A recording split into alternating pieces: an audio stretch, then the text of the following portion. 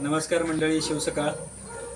मी सूर्यकांत उर्फ बंधू पाटील, बाळभारती खिलार फार्मचा चालक पालक.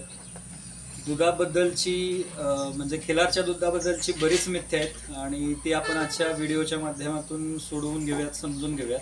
तर हा 1 लिटरपेक्षा जास्त दुधाचा तांब्या आहे आणि हे 500 मिलीचं माप, अर्धा लिटर. तर आपण पाणी मोजून बघूयात.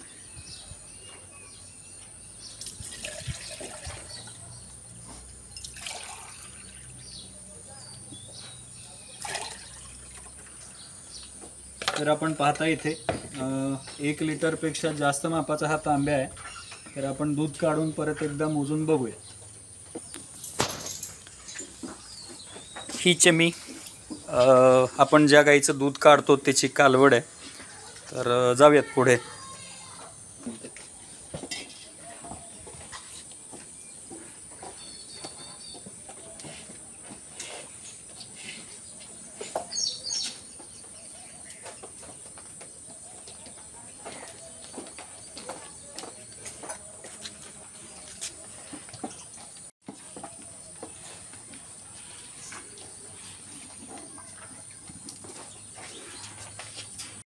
काठोकाठ भरलेला तांब्या आहे, म्हणजे याच्यातलं दूध आपण 1 लिटरपेक्षा जास्त आहे असं म्हणू शकतो.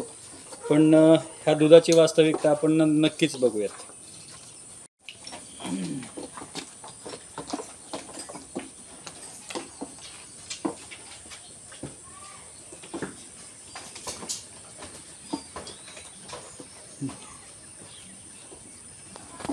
काठोकाठ भरलेला तांब्या 1 लिटरपेक्षा जास्त दूध आहे असं आपल्याला म्हणता येईल.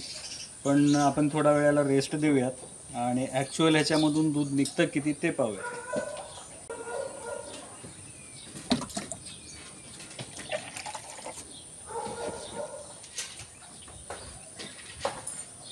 बऱ्याचदा फेस बसायला खाली तास, सव्वा तास, 1.5 तासही लागू शकतो. दुधाचा थिकनेस ज्या पद्धतीने आहे तेवढा काळ फेस आटायला लागतोच दुधाला.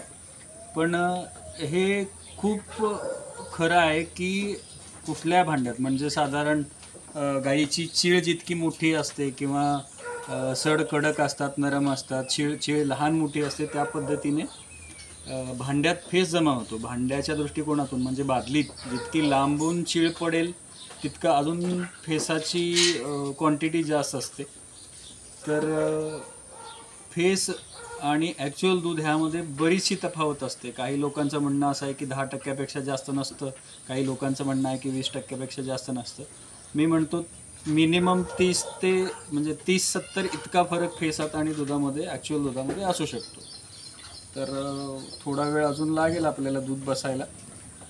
तर आपण बघूयात. 1 लिटरपेक्षा जास्त दुधाचा हा तांब्या आहे, साधारण 1100 मिलीलिटर इतका होईल. आपण ॲक्च्युअल दूध ह्याच्यातलं बघूयात. फेस बसायला अजून बराचसा काळ लागेल, पण बघूयात आपण. आत्ता जवळपास 200 मिली इतका फरक आपल्याला दिसून येतोय.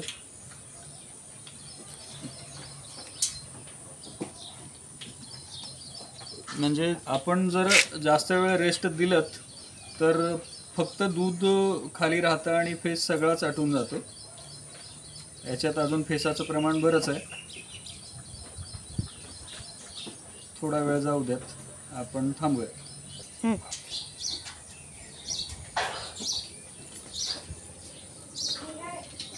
तांब्यामध्येच आपल्याला बराचसा फरक आता दिसून येतोय.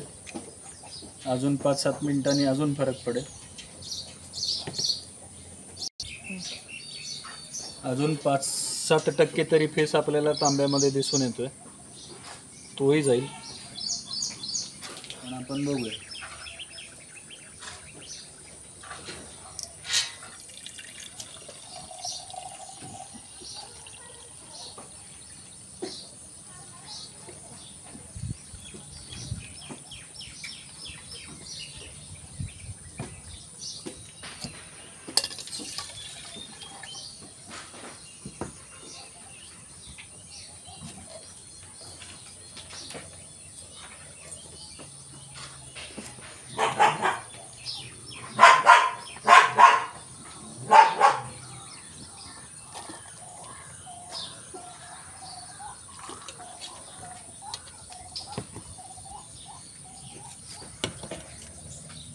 साधारण 1100 मिलीच्या तांब्यामध्ये 5 आणि 2 7 800 मिली इतपत दूध हे निघालं आहे. म्हणजे साधारण हा फरक 70-30 इतका नक्कीच आहे. अजूनही थोड्याफार प्रमाणात फेस भांड्यामध्ये दिसतोच आहे आपल्याला, तोही साधारण 5% इतका आहेच. त्याचमुळे आपल्या दूध उत्पादक खिलार पालकांना इतकंच सांगणं आहे की आपण जे काही व्हिडिओ बनवतात किंवा जी काही माहिती सांगतात त्याच्यामधलं सत्यता पडताळून घेणं खूप गरजेचं आहे. दुधाबद्दलच्या बऱ्याच गोष्टी स्पष्टपणे सांगणं खूप गरजेचं आहे. खिलार खूप अतिसंवेदनशील ब्रीड असल्याकारणाने खिलारच्या स्वभावावर खूप आधी काम करावं लागतं. खिलार दूध देत नाही हे सगळ्यात मोठं मिथ्य आहे. सगळेच खिलार दूध देतात, दूध देऊ शकतात आणि त्या पद्धतीने आपण प्रयत्न केले तर नक्कीच खिलारमध्ये दूधवाढ ही होऊ शकते. पण हे सगळं करत असताना खिलार ज्या कारणासाठी बदनाम आहे, म्हणजे खिलार तामसी आहे, तापट आहे, उंडगी आहे, लाथा घालते, हे असे प्रकार मोडीत काढले गेले पाहिजेत आणि त्यासाठी खूप प्रयत्न केले पाहिजेत. म्हणजे मला कोणाबद्दलही आकस नाही, कोणाबद्दलही राग नाही, तिरस्कार नाही.